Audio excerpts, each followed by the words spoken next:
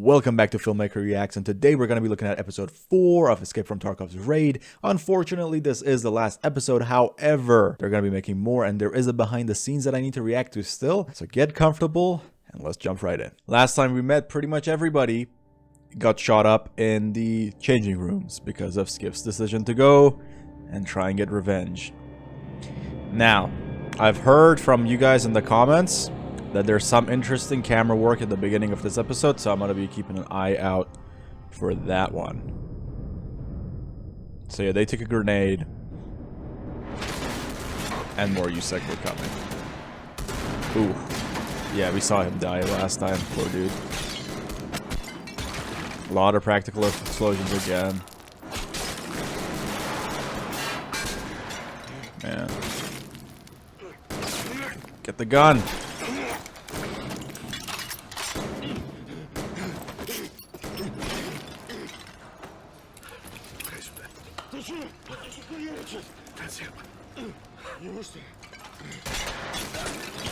Oh! So he just got shot right in the head as he pulled the grenade pin. Let's see. Man. Okay, so we got a practical explosion here. And then when he gets shot in the head, I want to see how they've done that. Boom. That's just VFX. That's just visual effects. There's a bunch of dust that gets shot up behind him, and they just put some red in there.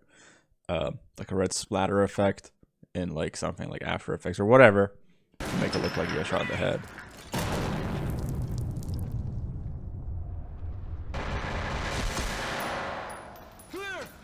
I guess he's playing dead here. Again, we got more Dutch angles, which is that like tilted angle. Ooh, that was nice. Again, those are visual, visual effects, blood splatters. This is real. I was asking last time about whether or not I like the way he carries the shotgun. Actually, they're very John Wick.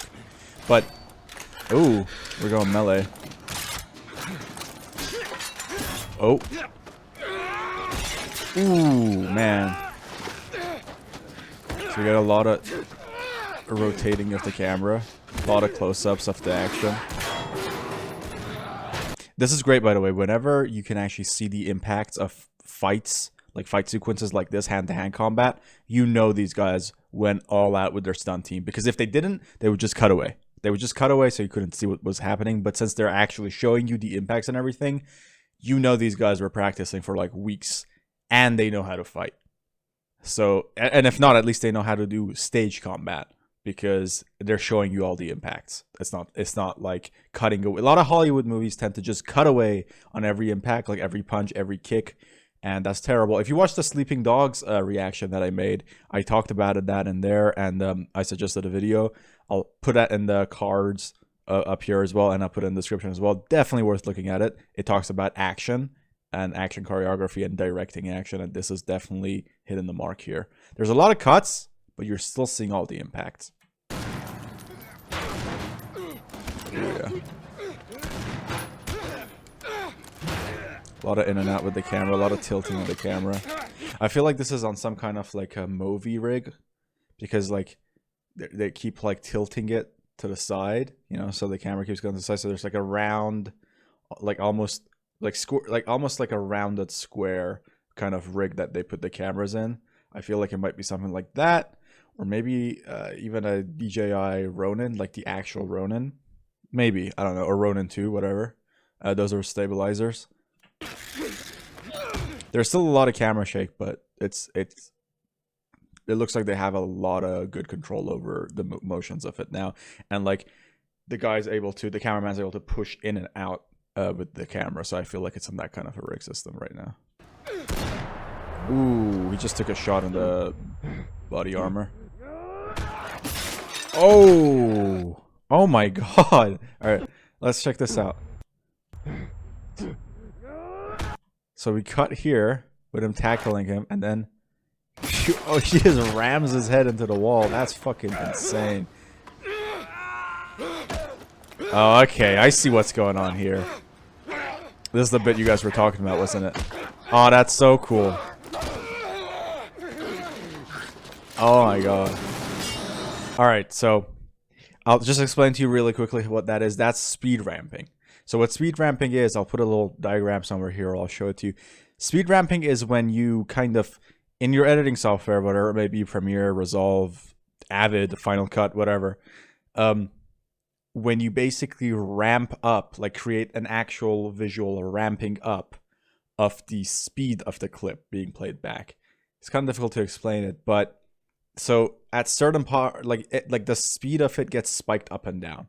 So you spike it up, you know, so the camera would have been moving from like the guy below around to the guy on top at normal speed. But in the edit, just that little segment, you speed it up. So it's just like, whoop, it's like instantly there.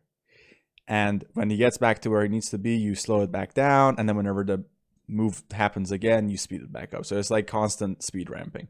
And that's how you get that kind of wavy, weird effect where it looks like he's just instantly able to jump. So let's look at that one more time real quick. So like he goes to here. You'll see what I'm talking about. So like here, the camera's going to go behind them and on top of them and show it from there. And that's been sped up to look very, very robotic almost. Look. Wait for it. With the punches too, but also there.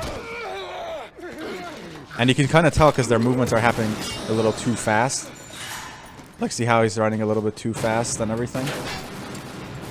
It's a pretty creative technique, though. Ooh, that was a good kick. Ooh. Oh my god, that's great. Fucking scabs, man. Well, yeah, that was speed ramping for you. Really cool. A lot more foreground. Man, the action on this episode has been non-stop from the get-go so far. I asked one of you guys about, well, I asked you guys last episode about how the guns are cycling with blanks in them, and one of you told me about it. It was, blank firing adapters, so blocked off barrels, essentially. So thanks for letting me know that. That was pretty interesting.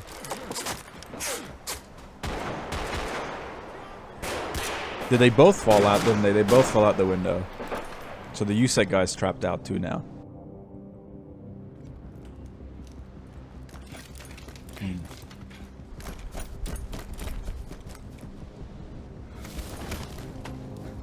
So Skiff was the only guy who got out, wasn't he? Of the bear team.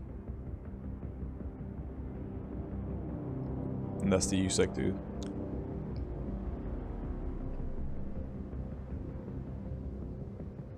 So over here we didn't get any kind of diegetic sound, so no sound from like stuff happening on screen for real.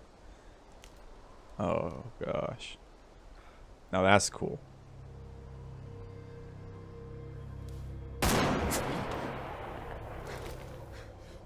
He kind of looks like Soap McTavish, the USEC guy. With his hair and everything.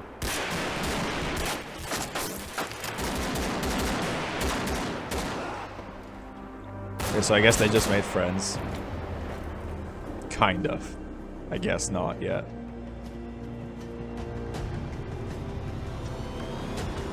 Okay. So now they just made friends. That's pretty cool. So see, the moment whenever we actually... That's the first time we see USEC's face, by the way. In this whole 4 episodes. That is the first USEC whose face we see. And that's not by chance. I mentioned this way back in the first episode about how they won't show you... Typically, they won't show you an enemy's face to not let you humanize them in your mind unless they want to do that.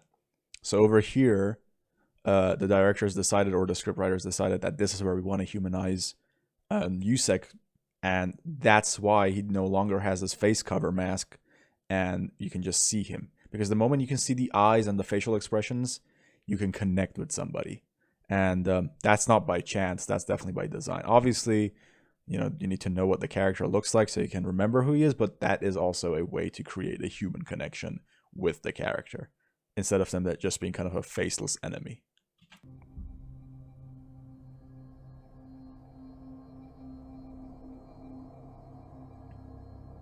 This footage has been stabilized, like warp stabilized in the edit. That's where you get that kind of weird whoosh. See, like you see that little wavy distortion? It's been stabilized, so it was too shaky. Again, we got a lot of these montages here. where there's no sound other than the music. Take over for me in 2 hours. It's pretty good though. But the montages here were quite good. Really good, in fact. Again, you're seeing, I mean, I've mentioned this in the first episode, but you're seeing like a lot of leading lines, so a lot of lines leading to where your focus should be. So all the right of the screen is blocked off by these books, and then these 2 bars are pulling your attention to the dude's face. Again, it's saying, look at his face, humanize him, connect with him, you know, feel for him. That's important.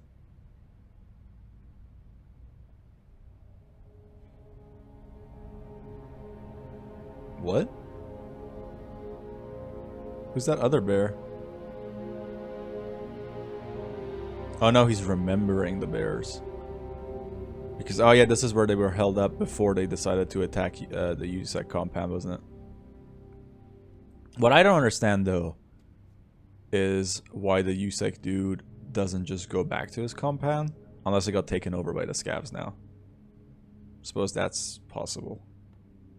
Как погода? Погода хорошая, но иногда прохладная. Берегите себя. Спасибо, стараемся. У вас как обстановка?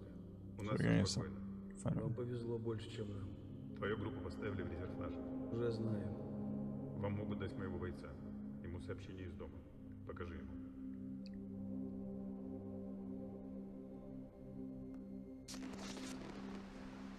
Кажется, я в прошлый раз совершила большую глупость. И хочу, чтобы ты знал, что я буду ждать тебя столько, сколько потребуется. Мы будем ждать тебя. Oh, she's pregnant. Твою мать. Потому что очень скоро мы станем настоящей семьей. That changes things.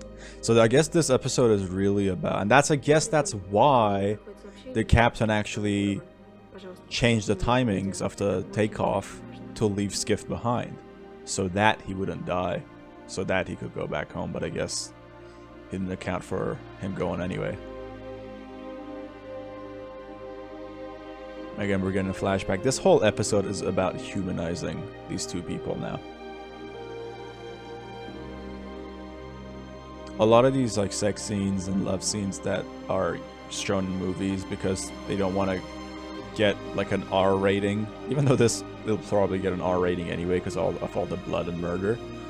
They usually like to do a lot of light leaks, which is what that is. A lot of light leaking into the lens of the camera, into the sensor, making it difficult to see what's going on. What's happening? What the fuck? Did they just kill him? What? No, are we gonna follow him? Get out of here, fuck's sake. A dream sequence. Oh my god. I thought we were gonna switch characters at that point. Like to him. Guess fucking not though. Jeez. That was nice. That was good. That was convincing. Is he gonna kill him now or what? Gonna take his gun.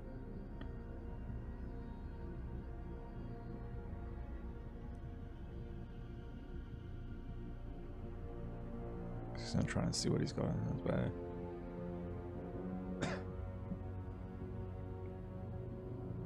Really nice atmosphere building with the music actually here. The score, the musical score. Oh shoot, he's got the bag on. He's got the case on him too. So I wonder if he's just gonna steal it from him. Beautiful drone shot. Just gone vertically up. Tarkov Seaport Exfil.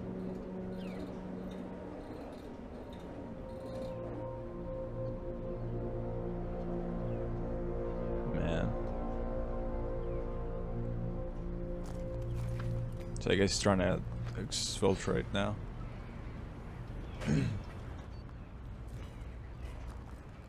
I think this is the place from Shoreline, isn't it? The big base, the military base from Shoreline.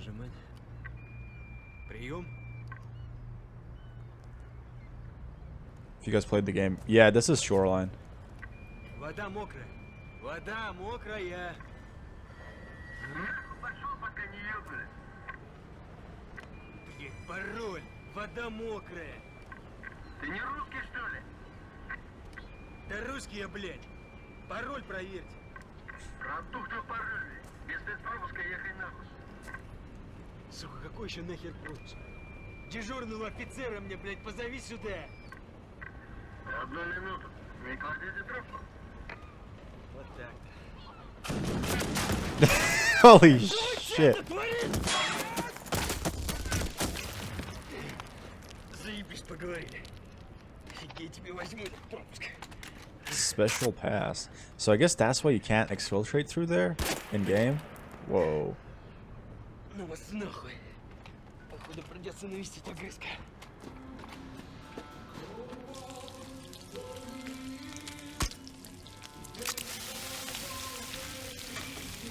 So we're meeting a lot of new characters. It's suddenly become more of a thriller drama. More of a thriller show than a pure action. Руки повыше подними. Тут у тебя какой-то пассажир. Again, a lot of Dutch angles, paranoia, kind of jump cutting.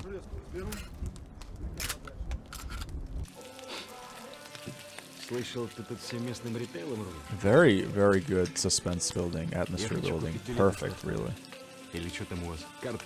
Может, QR-код? I guess these are traders like Crapper and those guys.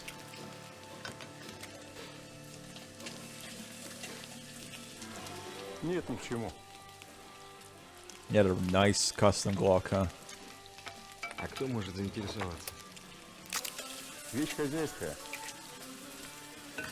Никто связываться не станет. Just eating a ton of Думал, eggs, ты huh? серьезный коммерсант.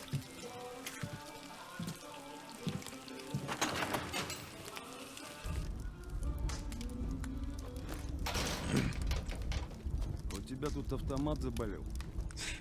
Хорошо, что хоть не помер. Слышь ты, Петросян, А чё так хуёво пружину смазали? Скажи спасибо, что не погнули. В следующий раз вообще нахер. It's a spring wall so badly.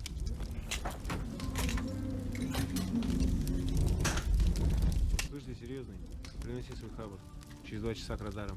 Yeah, the radar's in 2 hours. This is Shoreline. Great lighting here. увидимся, пацаны. Давай, давай, не опаздывай. Although I don't think you see any traders in game. I know you don't, in fact. Man, they can't end it there. That was way too good to end it there. I want to see what happens next. Dang it. Man, what an episode. I really liked that one, actually. I liked it for a very different reason to how I liked episode 3. I still think episode 3 is one of my favorite ones so far, but in terms of storytelling, just pure like actual storytelling, not even just the action or anything like that, episode 4 is probably the best storytelling episode in the Tarkov raid series so far. I can't believe they ended it there. I mean, of course, classic cliffhanger, you know, they want you to come back and watch the next episode, but I want the next episode now. Do you guys know when the next episode is coming out? I really want to know when that is. I really, really, really want to know when that is. This was a really cool episode. Unfortunately, this was also the last episode. However, that's only for now, and I have the behind the scenes lined up. My offer is still open if there are any Russian viewers out there who would like to help me translate the video, the behind the scenes video. Please let me know in the comments below. If not, I'll just do the parts that don't need a translation and are purely visual, and I try and kind of guess what they're saying. And if you've stuck around this far, please make sure to hit subscribe, like the video, because I got a lot more upcoming stuff, and I'd love for you to be a part of that and watch that stuff. A lot of trailers, a lot of shows, a lot of movies and games, and the support you guys have shown me over the last few videos has been incredible. I really have loved reading your comments, talking to you guys, and it was just kind of a surprise. I didn't expect these videos to kind of get any kind of traction, but since they are, I'm going to keep them going for you, and I'd love for you to be a part of that. So again, consider subscribing. And until next time, stay creative.